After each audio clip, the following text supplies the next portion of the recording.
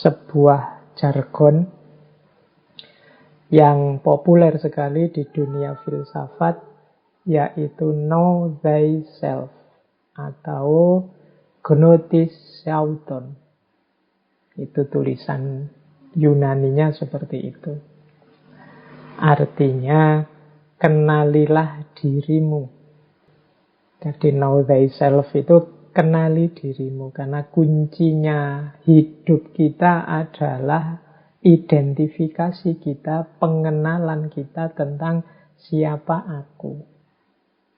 Jadi orang yang tidak kenal dirinya, dia susah untuk bertindak, dia susah untuk bahagia, dia susah untuk mengekspresikan diri, mengaktualkan diri. Wong dia tidak ngerti siapa aku.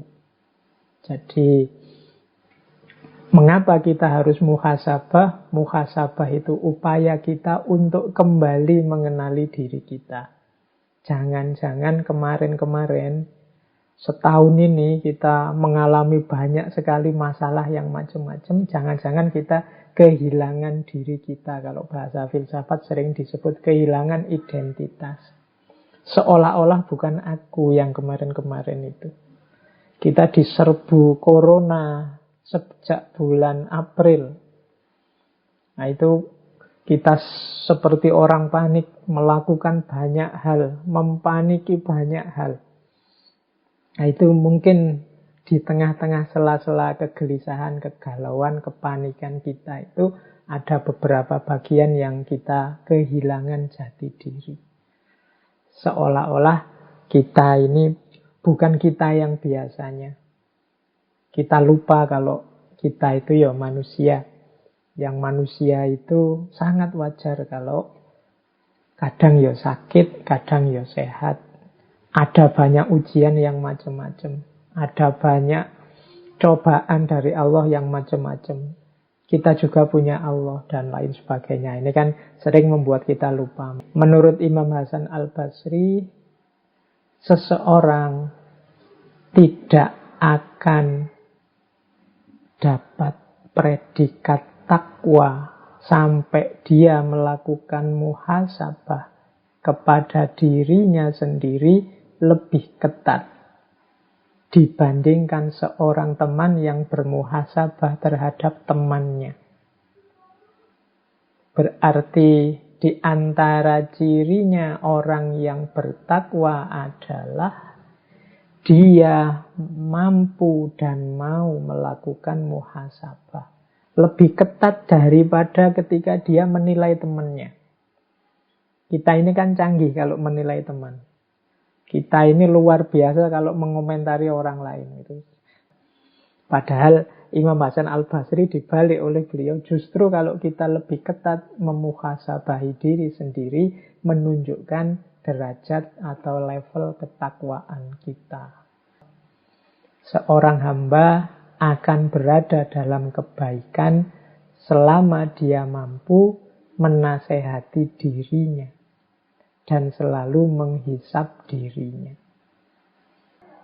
Di antara tanda-tanda Allah berpaling dari seseorang ialah Allah menjadikan kesibukannya pada perkara-perkara yang tidak bermanfaat baginya.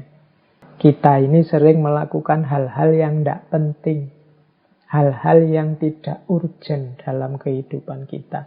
Hati-hati, jangan-jangan itu isyarat bahwa Allah mulai menjauh dari kita, Allah mulai berpaling dari kita. Maka perlu kita sering muhasabah untuk ngitung-ngitung, yang saya lakukan ini manfaat apa enggak, penting apa enggak. Jadi ada kondisi jiwa yang paling rendah, kondisi jiwa yang amarah. Kemudian lebih tinggi satu level, kondisi jiwa yang lawamah. Kemudian nambah satu level lagi, kondisi jiwa yang mulhamah. Dan puncaknya adalah kondisi jiwa yang mutmainnah. Sekarang kita tengok diri kita ini ada di level mana. Kalau kita ini masih senang melakukan hal-hal yang dilarang, dosa, maksiat, dan yang sejenisnya, dan merasa biasa saja, nyaman saja melakukan yang seperti itu, berarti kita ada di level jiwa yang amarah. Hati-hati kenyamanan kita saat melakukan dosa, menjalani maksiat, itu menunjukkan level kita ada di level jiwa yang paling rendah, yaitu level amarah. Nah, ya kalau dalam bahasanya Al-Quran ini biasanya karena nafsu. Nafas itu la ammarotum bisu. Jadi levelnya masih amarah. Nah, naik satu level lawamah. Kalau lawamah ini kita tahu mana baik, mana buruk. Sebenarnya saya tahu ini dosa, Pak. Tapi menghindarinya susah. Dan setiap kali melakukan dosa, saya kok yang menyesal. Mengapa kok saya melakukan dosa? Nah, ini lebih baik daripada yang makom amarah tadi. Kalau yang makom amarah itu senang dia, enjoy melakukan dosa. Tapi kalau yang lawamah ini, dia merasa menyesal. Jadi masih mudah terjerumus dalam salah, dalam dosa. Ya tahu dia ini salah. Tapi kok ya susah menghindarinya. Akhirnya dia menyesal. Nah ini lawamah. Jadi batinnya itu selalu dalam pertentangan. Jadi saya tahu ini salah, saya tahu ini tidak baik, saya tahu ini tidak seharusnya. Ini pertarungan terus. Tapi yang menang adalah yang buruk. Yang menang adalah yang dosa. Meskipun nanti akhirnya dia menyesal. Nah ini kondisi jiwa lawamah. Ayo sekarang kita lihat ya, tengok ke dalam diri kita. Pernah nggak ngalami yang begitu? Dari sekian pertarungan antara baik dan buruk dalam diri kita, yang menang yang mana? Kalau yang menang yang buruk dan kita tidak menyesal, berarti kita ada di level amarah. Tapi kalau yang menang yang buruk dan kita menyesal sekali, kita ada di level lawamah. Naik satu level lagi ada mulhamah. Ini dari kata-kata ilham. Nah, ini sama dalam dirinya pertarungan antara yang baik dan yang buruk. Tapi dalam pertarungan ini yang baik menang. Jadi sukses. Meskipun kadang-kadang itu ada tambahannya. Kadang-kadang masih rindu kepada nikmatnya nafsu, nikmatnya dosa. Nah, jadi misalnya yang biasa minum terus tarung, wah alhamdulillah Pak saya sekarang tidak minum. Tapi yo membayangkan minum itu enak aja nih Pak. Itu mulhamah. Alhamdulillah Pak saya sekarang sudah tidak curang lagi. Saya jujur terus.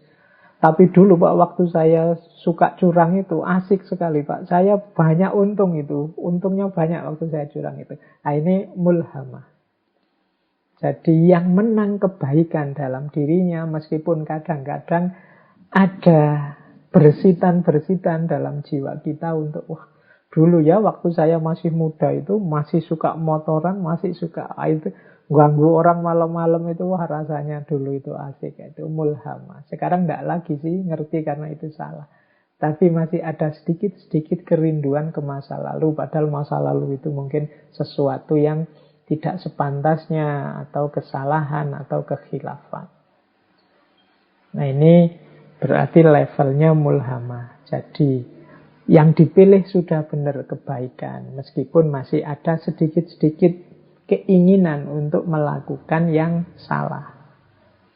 Dan puncaknya nafas, state of soul yang paling puncak adalah mutmainnah. Mutmainnah ini jiwa yang stabil, tenang, mantap, mantap dalam kebaikan. Kalau ini sudah tidak ada pertarungan lagi. Jadi sudah mantap, stabil dalam kebaikan. Jangan lupa kalau di surat Al-Fajr itu ya ayatuhan nafsul mutmainnah irji'i ila rabbiki radiyatan mardiyah. Nanti yang bisa mulus langsung hadir ke hadapan Allah adalah jiwa-jiwa yang makomnya sudah mutmainnah. Berarti jiwa yang sudah stabil, tenang, mantap, nyaman dalam kebaikan. Ayo dicek level jiwa kita ada di mana. Kita ini masih tergolong amarah, lawamah, mulhamah, atau mutmainnah. Jadi mari sibuk dengan diri kita dulu. Nggak usah pakai teori ini untuk nuding-nuding orang lain. Ayo dibereskan dulu diri kita. Nanti insya Allah kalau sudah mutmainnah, ada jalan untuk membantu orang lain menilai diri mereka. Tapi untuk tahap kita yang awal, ayo kita menilai diri kita sendiri. Kita ini ada di kondisi jiwa yang mana.